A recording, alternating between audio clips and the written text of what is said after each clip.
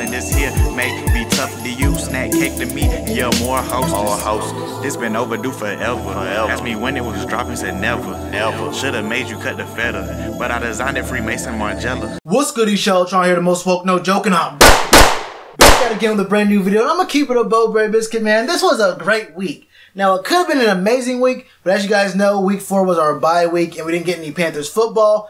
But other than that, it was a pretty, I don't know if you guys watched the games this past week. The games that I definitely had to keep an eye on were the games with our divisional rivals. And let me just say, I was very satisfied with that. Now, I'll get to the Giants matchup here in a second, but I just want to speak on these 3 games real quick before I get into all that. But the thing is, I don't even know where to start. Like, where do I even begin? Let's go with the Bengals and Falcons game, which the Falcons found a way. The Falcons really found a way to snatch a loss, a quick hot L out of the mouth of a win. They really decided, you know what? How about we just prove we can't win any games this year. It's going to be a rebuilding year for us. There's too many guys injured. AJ Green cooked. And that was a great ending to that game. Not only because it was a really, dramatic fashion kind of win, last second kind of thing.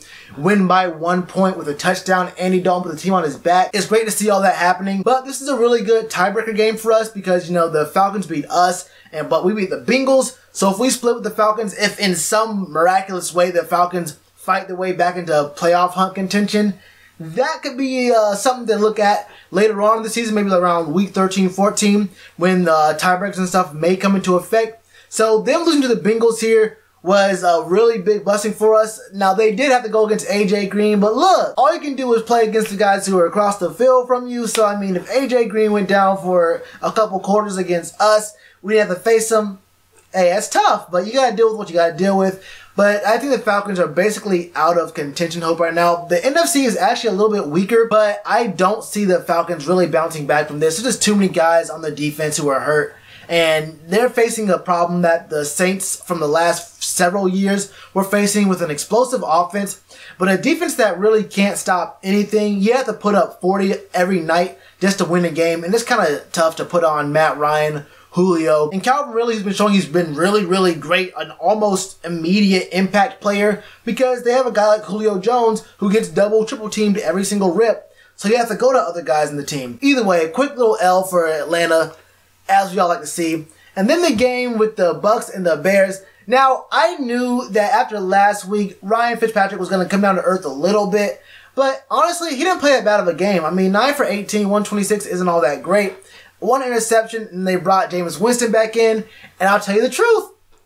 When I saw Jameis back in the game, he didn't play bad. 16 for 20, 145, a touchdown, and, 2 picks is bad. But the thing is, you can't put Ryan Fitz back in the game now. It's Jameis' team, and if it's Jameis' team again, well, that just leaves us and the Saints fighting for number 1 and 2. Look, Jameis' floor is probably higher than Ryan Fitzpatrick's floor, but Ryan Fitzpatrick's ceiling was way higher than Jameis' ceiling, at least for this year. Jameis is probably going to be the quarterback of the future for them, and he can still get better. But I just don't see his ceiling being 400 yards a game, 4 touchdowns, only 1 interception. I don't see him making the reads like Ryan Fitzpatrick. Now, Ryan can throw a couple eggs in there, and he can have some really bad games for you. But I just think that Jameis Winston probably can't reproduce what Ryan Fitzpatrick was doing those first 2 weeks, and even the 3rd week as well. I think the 3rd week was still a really good outing for Ryan Fitzpatrick. The Bucs are now 2-2 after getting blown out 10-48. The Bears almost dropped a 50 burger on the Bucs. And we were saying the Bucs were unstoppable weeks 1 and 2. I'll tell the truth. I thought 100% the Bucs could be the team to beat in the NFC after watching those first 2 games, and even the 3rd game in a loss. I still believe the Bucs looked really good. Ryan was playing well. All I needed was for O.J. Howard and Deshaun Jackson to really step up. They may end up, 7-9, 8-8, which is really a good up year for them, so that's not terrible for them. But I don't see the NFC South sending 3 teams to the playoffs this year, barring the Falcons doing something miraculous with their record. But with their defense, I just don't see it happening. So 2 losses for divisional rivals in 1 week. I'll take it. And the Saints beating the Giants, that is actually a good thing. Now, would I have wished the Giants beat the Saints for divisional rankings and whatnot? Sure, but we can get to that later. We play the Saints twice in offsetting weeks in week 15 and 17 later on. And we have the whole rest of the season to get to them. But the Saints beating the Giants proved to me that a team with no defense can still shut the Giants down. The Saints have no defense, and I'm not sure if it's because they played Eli, and I have no faith in Eli anymore. I think he's washed. Or if it's because their defense actually decided to step up this game.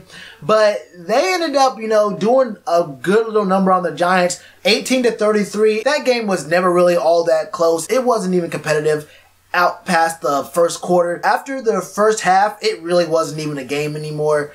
Eli Manning just isn't it. Now, we know that Saquon Barkley is a generational talent. He can do everything you want your running back to do. He can run, he can catch passes, and he can block in the backfield. But would you rather have a generational talent at running back that's only going to be in the league, let's call it 8 to 10 years maybe?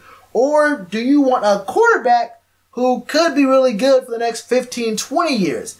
I don't know. I think the Giants really miss out on that draft pick. Saquon is a great, great talent, but you have to get a quarterback when you need one, and it looks like this may be Eli's last year. I mean, Eli is just not that great anymore. 31 for 41, 255 yards, and most of those coming when the game was already off the table. I mean, it's just garbage time stats for Eli.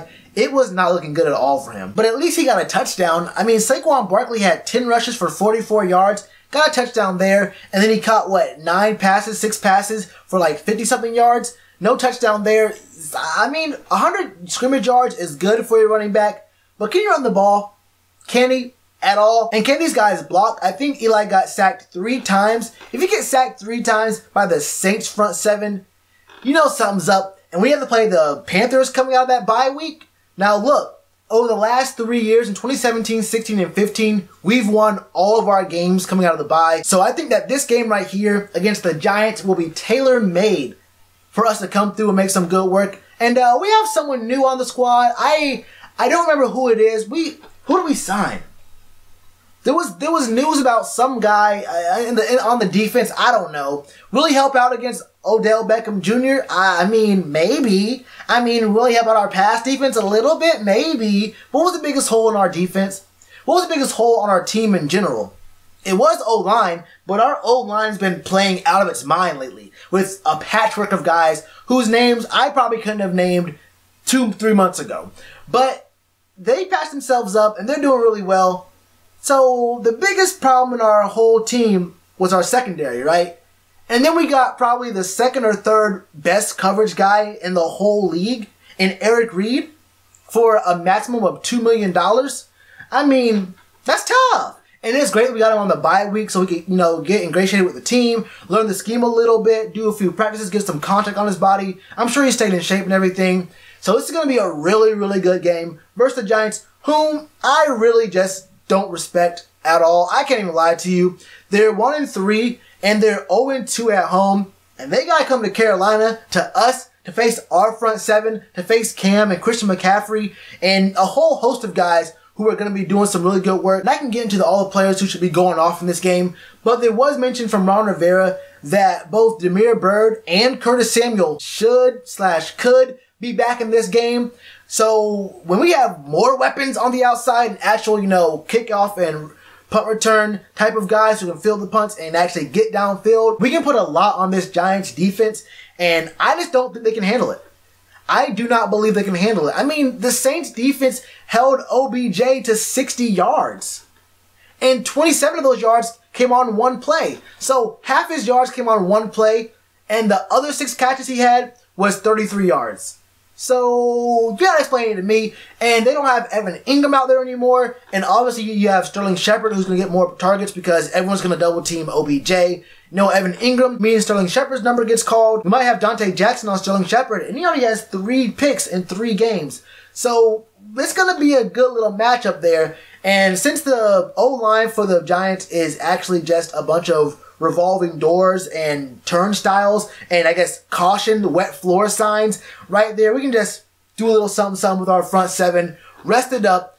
I mean, 2K short, Dontari Poe, we have guys literally everywhere. Luke's going to be back. I have a video coming about Luke and Thomas Davis Sr. tomorrow. I have a lot of points to make about our linebacker core and how we're going to be a lot better. Look out for that video. Now, I thought the score would be a little bit closer when I did the prediction video before the season started. But seeing how these Giants are playing this year, they have no heart. The only way I see us losing this game is if Cam throws 2 or more interceptions and throws less than 3 touchdowns. Sorry, Giants fans, but it looks like it's going to be a back-to-back blowout week for you guys. I'm thinking it's going to be somewhere around 28-15. And the Panthers win in a very exciting game where our defense really steps up and Cam shows why he should be reconsidered for being an elite quarterback in this league. But what are your thoughts, man? Let me know in the comments below. Let me know what your stat predictions are, what your win prediction is going to be, who's going to go off in this game. Are you excited to see this man, Eric Reid? Will Eric Reid pick off Eli Manning in his first game back? I'm going to go crazy. Like I said, let me know in the comments below. And you already know to do with that like button. Cheers to you, appreciate the chance. Being told y'all I been the man. Being told y'all I had the gift. Tell a friend to tell a friend. Real ones gonna recommend. Count this as another win.